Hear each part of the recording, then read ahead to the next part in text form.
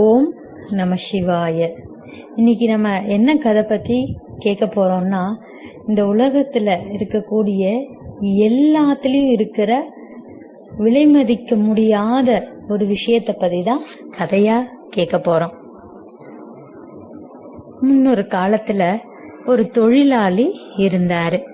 அவர் புத்தர் மீது பேரன்பு கொண்டவர்.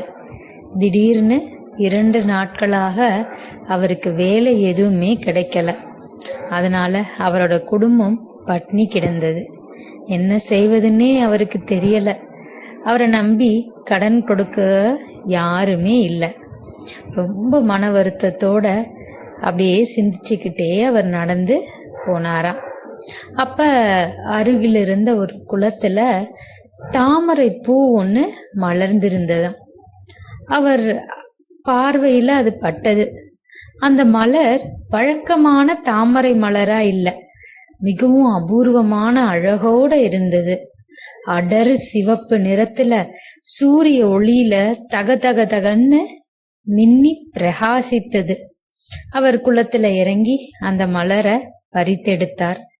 அந்த அபூர்வ மலரை யாருக்காவது விற்றால் ஏதாவது பணம் கிடைக்கும்னு நினைச்சாரு. அந்த வழியா வந்த வியாபாரி ஒருத்தர் தொழிலாளியோட கையில இருந்த அந்த அழகான பூவை பார்த்துட்டு அவர் கேட்டாரு, அந்த மலரை என்கிட்ட தரியாப்பா, வித்துறியா? நான் அதுக்கு உனக்கு 100 ரூபாய் தர்றேன் அப்படின்னு சொன்னாரு. கொஞ்ச நேரம் கழிச்சு அந்த வழியா ஒரு செல்வந்தர் வந்தாரு. அவரும் அந்த பூவை கேட்டாரு, இந்த மலரை என்கிட்ட விற்கிறியாப்பா? நான் இதுக்கு 200 ரூபாய் தர்றேன்னு. இவ்வளவு அதிகமா விலைக்கு இந்த மலரை கேட்கிறாங்களே அப்படின்னு தொழிலாளிக்கு மிகவும் ஆச்சரியமா இருந்ததாம். கொஞ்ச நேரம் கழிச்சு அதே வழியில அந்த நாட்டோட ராஜா வந்தாரு. தாமரை மலரை பார்த்துட்டு மகிழ்ந்து அவரும் கேட்டாரு, இந்த தாமரை மலரை என்னிடம் கொடுத்து விடுகிறாயா? இதற்கு நான் என்ன விலை வேண்டுமானாலும் தருகிறேன் அப்படின்னு சொன்னாரு. உடனே தொழிலாளி ராஜா கிட்ட ரொம்ப பணிவோட கேட்டாராம், வணக்கத்திற்குரிய ராஜாவே, அப்படி இந்த மலர்ல என்னதான் இருக்கு? ஏன் இதற்கு எவ்வளவு பணம் வேணும்னாலும் தர தயாரா இருக்கிறீங்க அப்படின்னு கேட்டாரு. ராஜா அதுக்கு பதில் சொன்னார், இந்த மலர் பார்ப்பதற்கு மிகவும் அழகாகவும் அபூர்வமாகவும் இருக்கிறது. இந்த நகரத்திற்கு புத்தர் வந்திருக்கிறார். அவரோட காலில் வைத்து வணங்குவதற்காகத்தான் இதை கேட்கிறேன் அப்படின்னு சொன்னாரு. புத்தரை காண வேண்டும் என்று வெகு காலமாக ஏங்கிக் கொண்டிருந்த தொழிலாளி சொன்னார், அப்படியென்றால் ராஜாவே, என்ன மன்னிச்சிடுங்க, இந்த மலரை நானே அவர் பாதங்கள்ல சமர்ப்பிக்கிறேன். அந்த தொழிலாளி ஓடி சென்றார். அதை சொன்னவுடன் அரிய தாமரை மலரை புத்தரின் காலடியில் வைத்து வணங்கி நின்றார்.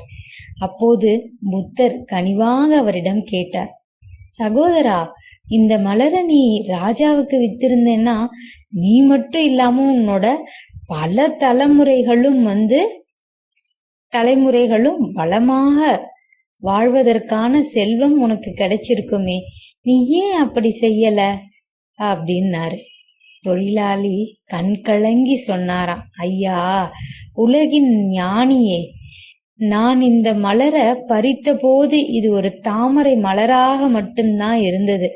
ஆனா நீங்கள் இங்கே வந்திருக்கிறீங்கன்னு தெரிஞ்ச போது இந்த மலர் என்னோட இதயத்தின் அன்பாக மாறிவிட்டது. என் இதயத்தை சமர்ப்பிப்பதற்காக ஏற்ற இடம் உங்கள் காலடிகளை தவிர வேறு இல்லையே.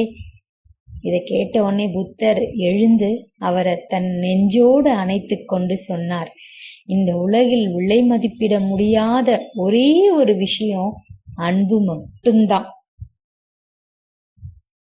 அத சொல்லிட்டு அவரு அன்பு எதையெல்லாம் சுமக்கும்னு சொன்னாராம். ஒரு நாள் துறவி ஒருத்தர் தனக்கு தேவையான பொருட்களை தூக்கி கொண்டு மலை உச்சியை நோக்கி ஏறிக்கொண்டிருந்தாராம். ரொம்ப செங்குத்தான மலை, எனவே மேலே ஏற ஏற ஏற சுமை அதிகமாகி மூச்சு வாங்க துவங்கியது அந்த துறவிக்கு. சற்று தூரம் இன்னும் முன்னால போனதும் அங்கே ஒரு மலைவாழ் சிறுமி தனது 3 வயது தம்பியை தூக்கி கொண்டு உற்சாகமாய் பாடல் ஒன்று பாடிக்கொண்டு மிக சாதாரணமாய் மலை உச்சியை நோக்கி போவதை பார்த்தாரு. துறவிக்கோ ஆச்சரியமான ஆச்சரியம். அவர் சிறுமியை பார்த்து கேட்டார், என்னம்மா, இவ்வளவு சிறிய பையை தூக்கி கொண்டு மலையேற என்னால முடியவில்லையே, உன்னால எப்படி அம்மா இவ்வளவு பெரியவனை தூக்கி கொண்டு ஏற முடிகிறது? அதற்கு அந்த சிறுமி பதில் சொன்னாலாம், ஐயா, நீங்கள் தூக்கி கொண்டிருப்பது ஒரு சுமைய, ஆனா நான் தூக்கி கொண்டிருப்பதோ என் தம்பிய. துறவிக்கு புரிஞ்சதான் அன்பு எதையும் சுமக்கும். அதே மாதிரிதாங்க அன்பு எதையுமே சுமக்கும் மகிழ்ச்சியோட. அதே மாதிரி அன்பு விலை மதிக்கவே முடியாத ஒரு விஷயம். நம்ம குடும்பத்துக்காக தாங்கக்கூடிய சுமையும் சரி, எதிர்கொள்ற பிரச்சனைகளாகட்டும், எல்லாமே இந்த அன்புன்ற ஒரு வார்த்தையினால கடந்து செல்ல முடியும். எல்லாரும் ஒருத்தருக்கு ஒருத்தர் அன்போடு இருந்து இயற்கையை நேசிப்போம். ஓம் நம சிவாய. நன்றி.